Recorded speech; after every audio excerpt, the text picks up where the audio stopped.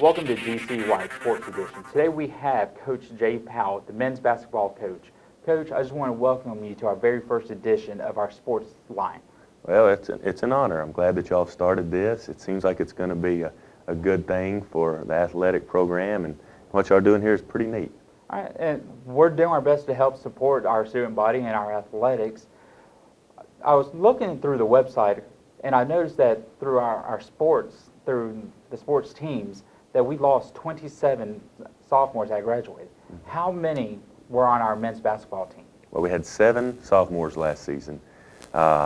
6 of those men graduated, which is outstanding, almost unheard of. So we're proud of those guys. 6 of the 7 also went on to 4-year institutions to play basketball.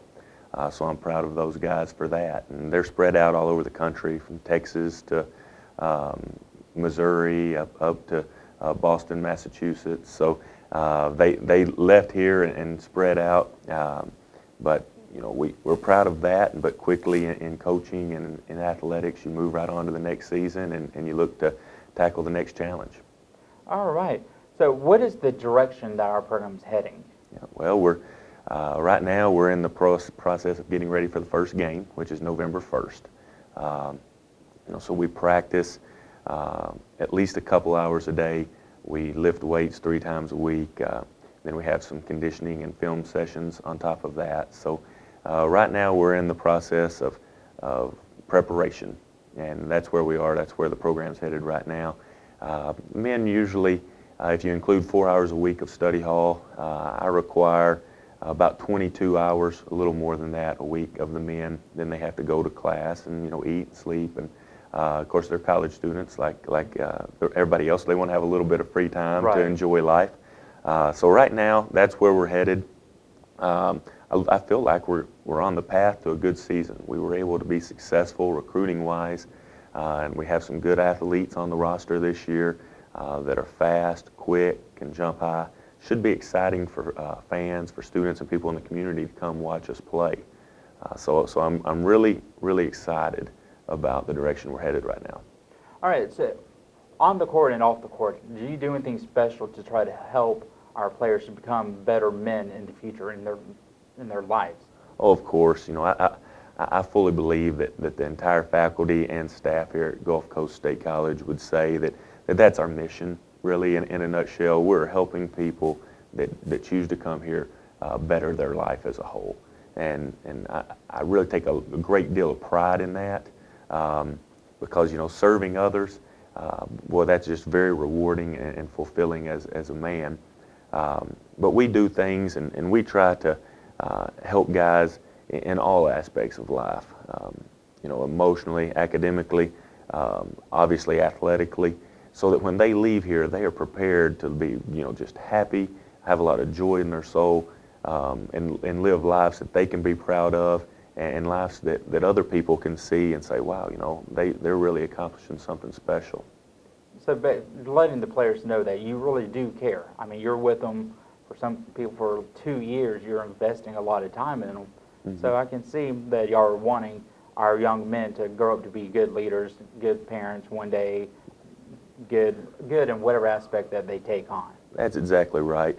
And if you're in any type of educational role, that's got to be your mindset, and that is the mindset of people here at Gulf Coast State. We're fortunate of that. Everyone makes mistakes. Adults make mistakes. People from the age of 17 or 18 to 22 or 23 make tons of mistakes. Mm-hmm.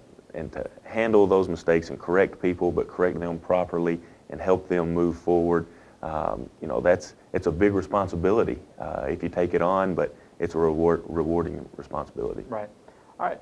So you said our regular season starts at the beginning of November. Mm-hmm. What are we doing between now and then? Is there any scrimmage games, matches? Mm-hmm. October 23rd, we will scrimmage a couple of teams from Kentucky, and both of those schools are 4-year schools as well.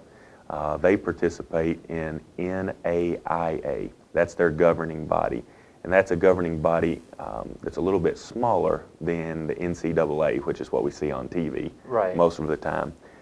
So we're going to be going up against a couple of 4-year schools, one of them from Kentucky, the other one from Alabama.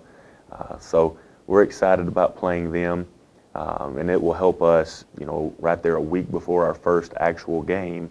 That'll help us really get prepared by playing those two schools. All right, and with the end of our scrimmage, you're saying that our first game is going to be November 1st. Is that a home game or a away game? That game is away. It's in Enterprise, Alabama. We will go up and play them that night at 5 o'clock, November 1st, and then we'll head back after the game.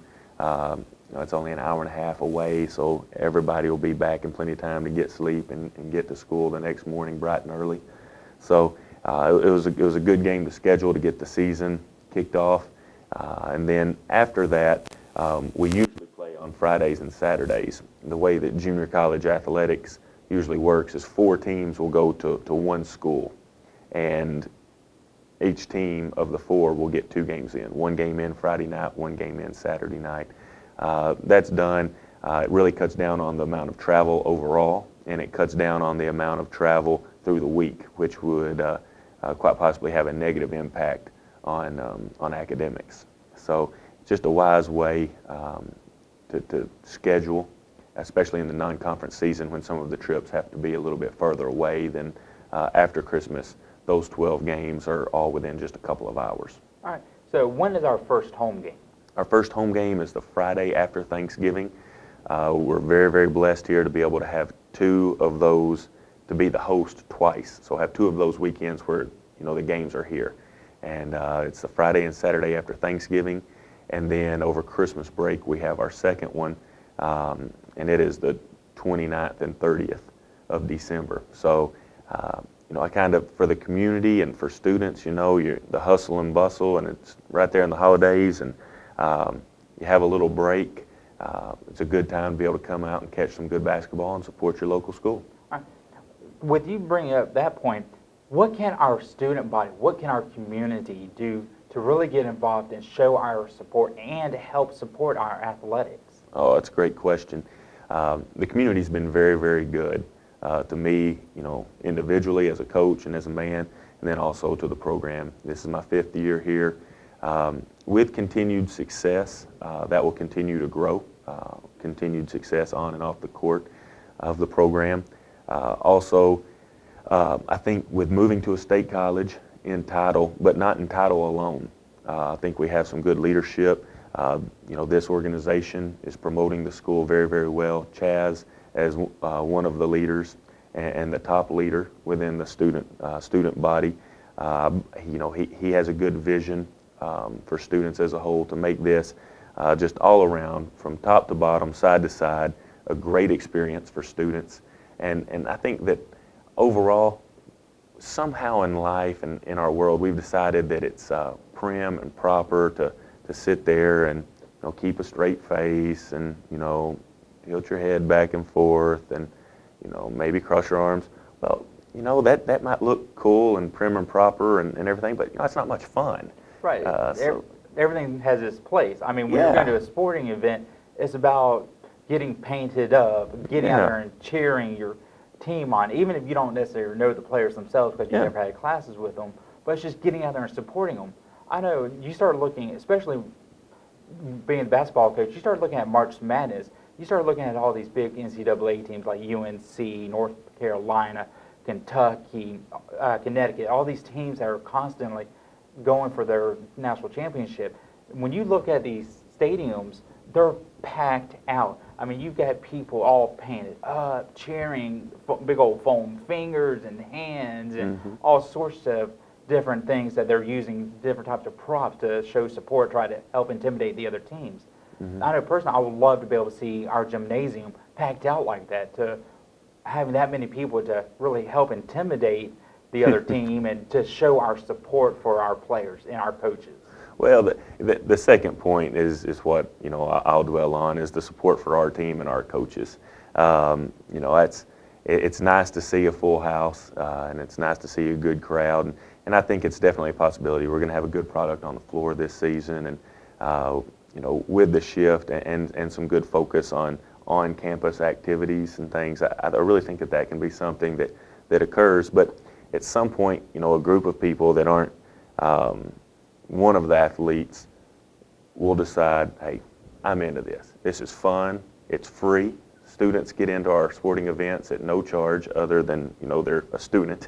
So there's obviously charges with that. But you come in, you show your school ID, you get into the game, and, let it be a couple hours to watch a game, support your school, have some fun, yell, cheer, clap, do all of those things. And, people will realize, wow, you know what, I'm not going to compare this to, necessarily any other form of entertainment, but, if you cost analysis there, this is good entertainment, and I should come do this all the time. It is. I mean, I don't know how many times I've sat at home on a Friday night. It's like, do I want to go to the movies? Do I want to go out? But I've got the entertainment. I've got something which I can be very involved in, something that I know personally I have not, but I am going to do my best to rectify that situation. You just said the key word. It's free. Our student ID for students, faculty, and how much is it for the community, for non-students? I believe it's $5 a person, and for a couple of hours of entertainment, to come and be able to support your local school, I really can't think of a better deal. But the money aside, in the grand scheme of things, you can't lose sight, or people don't need to lose sight of the value of community. Now, it's not in our name of our school anymore, and it shouldn't be. We've gone in the right direction as far as our name, but people are happier when they're involved in different forms of their community, whether it be, church, civic organizations, possibly a neighborhood association, whatever it is. If you're involved in giving and serving in some way, and you make yourself a part of something bigger than just yourself, that leads to a more fulfilled life, and that's something that you can have by coming to our sporting events. All right. And getting towards the end of wrapping everything up, where would our people that are interested in finding out more about the basketball program, more about our athletics, where would they go to find out? Great question. GCathletics.com is our official website. It's under some construction right now, but that's going to be cleared up pretty soon, and it'll be up and running.